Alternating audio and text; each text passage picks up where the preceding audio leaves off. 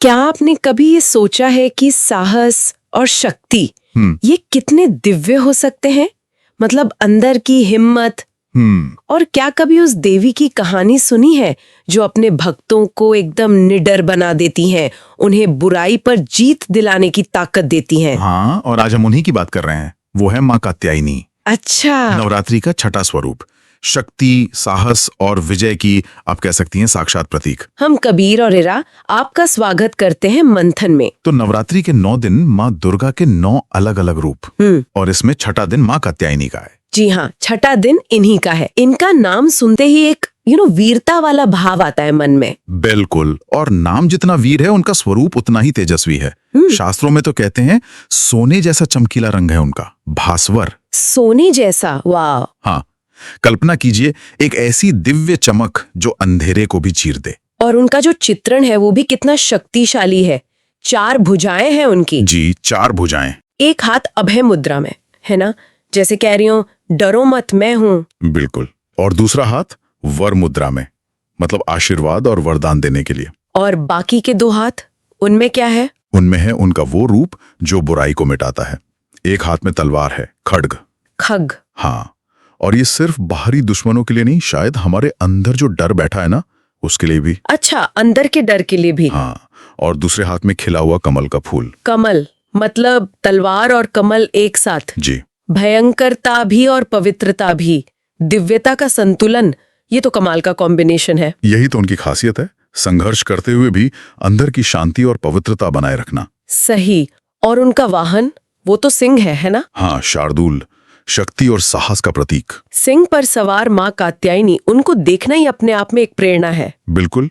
और वस्त्र ज्यादातर लाल या पीले कपड़ों में दिखाते हैं उन्हें। लाल या पीले? हाँ, जो शायद उनके तेज और उग्रता के साथ शुभता को भी दिखाता है। वैसे कहीं कहीं गुलाबी साड़ी का भी जिक्र मिलता है। उनका रूप देखकर ऐसा लगता है कि वो भयंकर भी है और एकदम करुणामयी भी, एक रक्षक वाला भाव। हाँ, एक सुरक्षा देने वाला भाव। और योग साधना में भी उनका बहुत गहरा महत्व है। योग में कैसे? उन्हें छठे आज्ञा चक्र से जोड़ा गया है, हमारी तीसरी आंख जिसे कहते हैं। ओ, आज्ञा चक्र। जी, कहते हैं नवरात्रि के छठे दिन साधक का मन इसी चक्र पर फोकस रहता है, और यहाँ ध्यान करने से माँ कात्यायनी का आशीर्वाद मिलता है। तो इससे सिर्फ आध्यात्मिक तरक्की ही नहीं होती होगी? नहीं, बल्कि दिमागी तौर पर स्पष्टता आती है, संतुलन बढ़ता है। मतलब उनकी पूजा सिर्फ बाहरी ताकत के लिए नहीं, अंदर की जागृति के लिए भी है। ये तो कमाल है। बिल्कुल। अच्छा, अब उनकी उत्पत्ति की कहानियों पर आते हैं। कई तरह की कथाएं हैं शायद। हाँ, हैं तो कई। एक तो उनके नाम से ही जुड़ी है, महर्षि कात्यायन से। महर्षि कात्यायन? जी हाँ, एक ये मुख्य कथा है। कहते हैं एक प्रसिद्ध महर्षि थे कत। उनके पुत्र थे ऋषि कात्य। और उन्हीं के गोत्र में जन्मे थे महान तपस्वी महर्षि कात्यायन। उनकी बड़ी तीव्र इच्छा थी कि माँ भगवती पराम्बा उनके घर पुत्री बनकर आए। अरे वाह!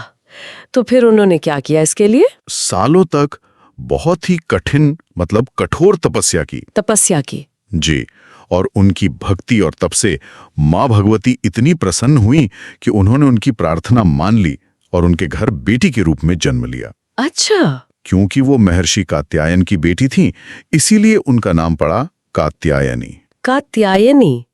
ये कथा तो दिखाती है कि सच्ची भक्ति से क्या कुछ नहीं हो सकता। भगवान खुद भक्त के घर आ जाते हैं। बिल्कुल, तप और भक्ति की शक्ति। ये तो हुई एक व्यक्तिगत भक्ति वाली कहानी, लेकिन एक और कहानी भी तो है जिसमें सारे देवता मिलकर उनके प्रकट होने की बात है। हाँ, वो दूसरी कहानी भी बहुत प्रचलित है। वो उस समय की है जब राक्षस महिषासुर के अत्याचारों से तीनों लोग कांप रहे थे। महिषासुर? हाँ, उसे तो वरदान था कि कोई पुरुष उसे मार नहीं सकता। जी हाँ, और इसी वरदान के घमंड में वो एकदम निरंकुश हो गया था। देवताओं पर, ऋषियों पर, सब पर बहुत अत्याचार कर रहा था। तो देवता परेशान हो गए होंगे। बहुत ज्यादा। जब देवताओं के लिए उसे हराना नामुमकिन हो गया तो वो सब मिलकर त्रिदेवों के पास गए, ब्रह्मा, विष्णु, महेश। अब त्रिदेव और बाकी सब देवता भी महिषासुर के कामों से बहुत गुस्से में थे।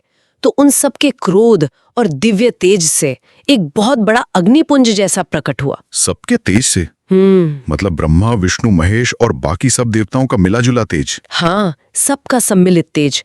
ये दिखाता है कि संकट कितना बड़ा था। सही बात है। वो तेजपुंज धीरे धीरे एक देवी के रूप में ढल गया और ये देवी साकार हुई महर्षि कात्यायन के आश्रम में।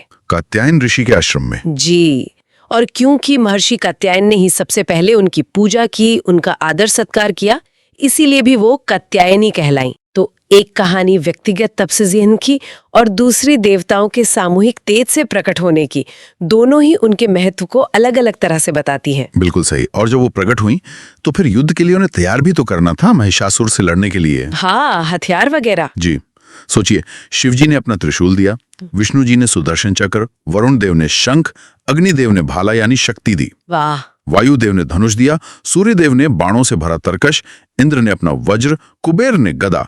मतलब लगभग सभी बड़े देवताओं ने अपने सबसे ताकतवर अस्त्र शस्त्र मां को सौंप दिए। सबने? हाँ। ब्रह्मा जी ने जपमाला और कमंडलू दिया, काल ने ढाल और तलवार, और विश्वकर्मा ने फरसा मतलब युद्ध वाली कुल्हाड़ी। अरे बाप रे, यानी सारे देवगणों ने अपनी शक्ति का अंश मां को दे दिया।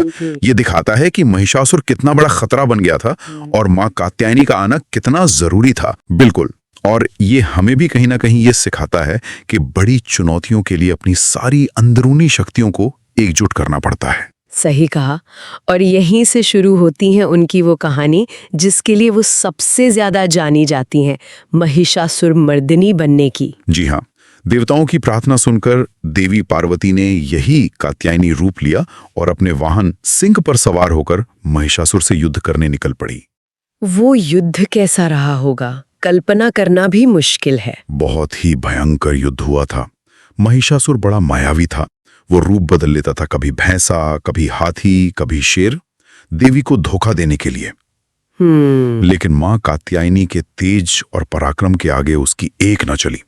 आखिर में जब वो फिर से भैंसे का रूप लेकर हमला करने आया, हाँ, तो देवी सिंह से उतरी, उसकी पीठ पर जोर से वार किया, उसे बेहोश सा कर दिया और फिर अपनी तलवार के एक ही झटके में उसका सिर धड़ से अलग कर दिया। और उसी पल वो कहलाई महिषासुर मर्दिनी। महिषासुर मर्दिनी, महिषासुर का वध करने वाली बन जाता था। वही। उसे मारना तो लगभग नामुमकिन सा था। तो फिर कहते हैं जब भगवान भैरव के लिए भी उसे काबू करना मुश्किल हो गया, तब मां कात्यायनी ने बहुत भयंकर रूप धरा और उसका सारा खून जमीन पर गिरने से पहले ही पी लिया। सारा खून पी लिया? हाँ। इस तरह उन्होंने रक्त बीज का अंत करने में भैरव की मदद की। ये दिखाता है कि जरूरत पड़ने पर वो कितना उग्र रूप भी ले सकती हैं। अद्भुत। उनका असर तो इतिहास में भी दिखता है ना, शिवाजी महाराज वाली बात। हाँ, एक मान्यता है कि तुलजा भवानी, जिन्हें दुर्गा या कात्यायनी का ही एक रूप मानते हैं, उन्होंने ही छत्रपति शिवाजी महाराज को वो मशहूर भवानी तलवार दी थी। भवानी तलवार? जी। कहते हैं उसे तलवार ने उन्हें उनके धर्म स्थापना के युद्धों में जीत दिलाई, अजेय शक्ति दी। और दक्षिण भारत में भी उनकी पूजा होती है। जी, दक्षिण भारत में कन्याकुमारी देवी बहुत प्रसिद्ध हैं। वो अपनी तपस्या और संन्यास के लिए जानी जाती हैं। उन्हें भी मां कात्यायनी या पार्वती का ही अवतार माना जाता है। अच्छा, तो वो उनका एक शांत तपस्वी रूप हुआ। हाँ बिल्कुल, ये उनकी रूप की विविधता दिखाता है। एक तरफ वो इतनी भयंकर योद्धा हैं, दूसरी तरफ तपस्विनी भी। ये विविधता तो कमाल की है। अच्छा, इन सब कहानियों के अलावा मां कात्यायनी का एक और पहलू है जो आजकल बहुत मायने रखता है, उनका विवाह से जुड़ाव। हाँ, ये बात बिल्कुल सही है। अक्सर लोग उनकी पूजा जल्दी शादी होने या मनपसंद जीवन साथी पाने के लिए करते हैं। जी हाँ, ये बहुत प्रचलित है और इसका एक ज्योतिष वाला आधार भी बताते हैं। ज्योतिष वाला क्या? ज्योतिष में जल्दी शादी के लिए बृहस्पति ग्रह को देखते हैं और सुखी वैवाहिक जीवन के लिए शुक्र ग्रह को। अच्छा, गुरु और शुक्र। हाँ, और माना जाता है कि मां कात्यायनी का इन दोनों ग्रहों पर प्रभाव है। इसीलिए जिनकी कुंडली में शादी से जुड़ी दिक्कतें हों या शादीशुदा जिंदगी में परेशानियां हों, उन्हें मां कात्यायनी की पूजा करने को कहा जाता है। बृहस्पति और शुक्र दोनों ही शुभ ग्रह माने जाते हैं। शायद मां कात्यायनी का अपना तेज भी इसी से जुड़ता हो सकता है। और इसी शादी वाले मामले में एक बहुत ही मशहूर किस्सा है कात्यायनी व्रत का। हाँ, भागवत पुराण वाला, ब्रज की गोपियों का। बिल्कुल वही, जिन्होंने भगवान कृष्ण को पति रूप में पाने के लिए पूरे मार्गशीर्ष महीने में यमुना किनारे मां कात्यायनी का व्रत और पूजा की थी। पूरे एक महीने? हाँ, पूरे मार्गशीर्ष महीने। सोचिए, वो गोपियां रोज सुबह यमुना में नहाती, फिर नदी किनारे अपने हाथ से मिट्टी की देवी मूर्ति बनाती। मिट्टी की मूर्ति रोज? हाँ, रोज। और फिर पूरी श्रद्धा से पूजा करती थी। चंदन, दिया, फल, सुपारी, नए पत्ते, फूलों की माला, धूप, सब कुछ। और पूरे महीने खाने में सिर्फ हविष्यान्न खाती थी, मतलब बिना नमक मसाले वाली खिचड़ी। बाप रे, ये तो सिर्फ शादी की कामना नहीं, ये तो भगवान के लिए गजब का प्रेम और समर्पण था। बिल्कुल, ये भक्ति की एक अलग ही ऊंचाई थी। और इसी व्रत के बाद वो चीर हरण वाली लीला हुई थी ना, जब कृष्ण उनकी भक्ति देखकर खुश होते हैं और उनकी इच्छा पूरी होने का वरदान देते हैं। हाँ, वो लीला उनके व्रत की सफलता और कृष्ण की कृपा दिखाती है। और ये भी मानते हैं कि खुद सीता माता ने भी भगवान राम को पति रूप में पाने के लिए गौरी पूजन किया था, और देवी गौरी को भी माँ पार्वती या कात्यायनी का ही रूप मानते हैं। तो ये व्रत और पूजा सिर्फ पुरानी कहानियों में नहीं है, आज भी लोग करते हैं। बिल्कुल करते हैं। आज भी बहुत से लड़के लड़कियां अच्छी और भरोसेमंद जीवन साथी की इच्छा से या शादीशुदा जीवन की मुश्किलें दूर करने के लिए माँ कात्यायनी का व्रत और पूजा करते हैं। ये परंपरा आज भी जिंदा है। ये जानना तो बहुत दिलचस्प है। चलिए अब जरा उनकी पूजा विधि और उसके फायदों पर थोड़ी और बात करते हैं। अगर कोई पूजा करना चाहे तो कैसे करे, किस समय करे? देखिए, नवरात्रि का छठा दिन तो खास है ही उनकी पूजा के लिए, लेकिन वैसे भी पूजा की जा सकती है। सबसे अच्छा समय माना जाता है गोधूली बेला का। गोधूली बेला यानी शाम का समय? जी, जब दिन ढल रहा हो। हाँ, वही समय। जब सूरज डूब रहा हो और रात शुरू हो रही हो, वो संध्या का समय बहुत शुभ मानते हैं। और कहते हैं पीले या लाल कपड़े पहनकर पूजा करनी चाहिए। जी, पीले या लाल वस्त्र पहनना शुभ माना जाता है। पूजा की जगह को गंगाजल से शुद्ध करके कलश वगैरह रखकर पूजा करनी चाहिए। और पूजा की सामग्री में क्या क्या होता है? आमतौर पर कुमकुम, अक्षत यानी चावल, मेहंदी, अबीर, गुलाल, हल्दी और माँ के लिए वस्त्र। दिया घी का जलाना सबसे अच्छा मानते हैं, और माँ को पीले रंग के खुशबू वाले फूल बहुत पसंद है। हमने सुना है हल्दी की गांठ का भी कुछ खास इस्तेमाल होता है। हाँ, पूजा में माँ कात्यायनी को हल्दी की 3 साबुत गांठें चढ़ाना और फिर पूजा के बाद उन्हें अपने पास संभाल कर रखना, ये बहुत शुभ मानते हैं। 3 गांठें? अच्छा। जी, ये शायद बृहस्पति ग्रह से उनके कनेक्शन को भी दिखाता है, क्योंकि हल्दी गुरु ग्रह की प्रिय चीज है। और भोग में क्या चढ़ाना चाहिए?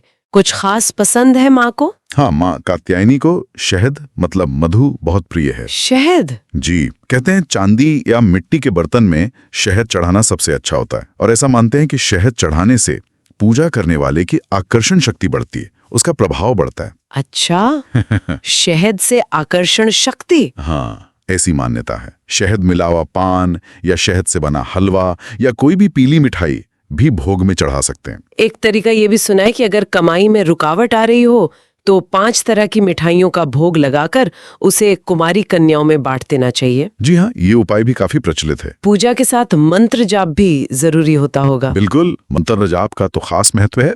सबसे आसान मंत्र है ओम देवी कात्यायन्यै नमः। ओम देवी कात्यायन्ये नमः। हाँ, इसे कोई भी आसानी से जप सकता है। और कोई खास मंत्र जैसे शादी वाली इच्छा के लिए? हाँ, कुछ और मंत्र भी हैं, जैसे ओम रहीम नमः है। एक और है चंद्रहासोज्वल करा शार्दुल वरवाहना कात्यायनी शुभम दद्यात देवी दानव खातिनी। इसका मतलब क्या हुआ? इसका मतलब है कि चंद्रमा जैसी चमकीली तलवार धारण करने वाली, सिंह पर सवार, दानवों का नाश करने वाली देवी कात्यायनी हमारा भला करें, हमें शुभता दें। बहुत सुंदर। और शादी के लिए वो गोपियों वाला मंत्र? हाँ, वो प्रसिद्ध मंत्र है कात्यायनी महामाये महायोगिन्यधीश्वरी नंद गोपसुतन देवी पति में कुरुते नमः। कात्यायनी महामाये महायोगिन्यधीश्वरी नंद गोपसुतम देवी पति में कुरुते नमः। जी, तो इन पूजा और मंत्रों से क्या क्या फायदे मिलते हैं? शादी वाले फायदों की तो हमने बात की, पर और क्या असर होता है इनकी पूजा का? माँ कात्यायनी की कृपा से जीवन के चारों पुरुषार्थ साधना आसान होता है, ऐसा मानते हैं।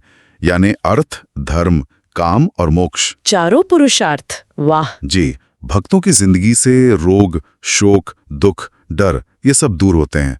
अनजाने में हुए पाप भी कटते हैं और आध्यात्मिक तरक्की होती है। और जाहिर है शक्ति, साहस, आत्मविश्वास, निडरता, अच्छा स्वास्थ्य भी मिलता होगा। बिल्कुल, दुश्मनों पर जीत मिलती है, जीवन की रुकावटें दूर होती हैं। और नेगेटिव एनर्जी से सुरक्षा? हाँ, नकारात्मक शक्तियां और बुरी नजर वगैरह से बचाव होता है।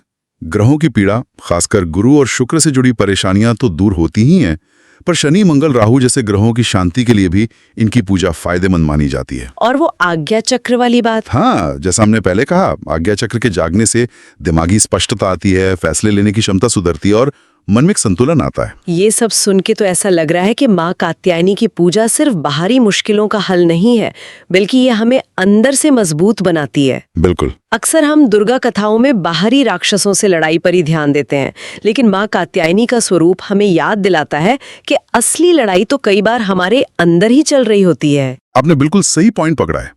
कई दुर्गा कथाएं बाहरी राक्षसों पर जीत की बात करती हैं, पर माँ कात्यायनी हमें सिखाती हैं कि अंदर का साहस और सही काम करना ये भी उतना ही दिव्य है जितना किसी राक्षस को मारना। सही बात है। उनकी जो वो उग्र ऊर्जा है ना, वो असल में अपने अंदर की वीरता और आत्मविश्वास को जगाने का एक बुलावा है। ये बहुत जरूरी बात है। कई बार हम बाहर की चुनौतियों से ज्यादा अपने अंदर के डर से, शक से, हिचकिचाहट से हार जाते हैं। एकदम सही कहा। माँ कात्यायनी की कहानी हमें यही प्रेरणा देती है। उनकी वो भयंकर ऊर्जा सिर्फ बाहरी असुरों के लिए नहीं है, वो हमारे अंदर छिपे डर, आलस, गुस्सा, नेगेटिव सोच, इन असुरों का नाश करने के लिए भी है। तो ये अपने अंदर की बहादुरी को जगाने का कॉल है। हाँ, बिल्कुल।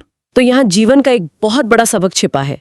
जैसे माँ कात्यायनी अपने भक्तों को हिम्मत और जीत का वरदान देती हैं, वैसे ही हमें भी उनसे प्रेरणा लेनी चाहिए कि हम अपने जीवन के डर पर काबू पाएं और अपने लक्ष्यों को हिम्मत और पक्के इरादे से हासिल करें। बिल्कुल। असली शक्ति सिर्फ शरीर के बल में नहीं है, वो निडरता में है, पक्के इरादे में है और अपनी अंदरूनी ताकत को पहचानने में है। माँ कात्यायनी उसी अंदरूनी शक्ति की प्रतीक हैं। तो आज की इस पूरी बातचीत का सार शायद यही है कि माँ कात्यायनी हमें सिखाती हैं कि सच्ची शक्ति सिर्फ बाहरी लड़ाई जीतने में नहीं है। असली ताकत तो हिम्मत, साहस और अटूट आत्मविश्वास में छिपी है। एकदम सही कहा आपने। और इसी सोच के साथ हम अपने सुनने वालों के लिए एक सवाल छोड़ना चाहेंगे। हाँ, जरूर। सवाल ये है, आपके जीवन की वो कौन सी चुनौती है या वो कौन सा डर है जिसे आप माँ कात्यायनी से मिली शक्ति और साहस के साथ पार पाना चाहेंगे? इस पर जरूर सोचिएगा। और इस सोच को थोड़ा और बल देने के लिए आइए माँ दुर्गा के उस सर्वव्यापी शक्ति रूप को याद करें इस श्लोक से। या देवी सर्वभूतेषु शक्ति रूपेण संस्थिता नमस्तस्यै नमस्तस्यै नमस्तस्यै नमो नमः। यानी जो देवी सभी प्राणियों में शक्ति रूप में मौजूद हैं, उनको नमस्कार, नमस्कार, बारंबार नमस्कार है। आपको अगर माता के दूसरे रूपों के बारे में और ऐसी ही दिलचस्प चर्चाओं में रुचि है तो हमारे साथ जुड़े रहिए, सब्सक्राइब कर लीजिए और हमें कमेंट करके जरूर बताइएगा कि आज की ये बातचीत आपको कैसी लगी। कल फिर मिलेंगे एक नई कहानी, एक नए मंथन के साथ। तब तक के लिए अपना ध्यान रखिएगा। मंथन जारी रहे।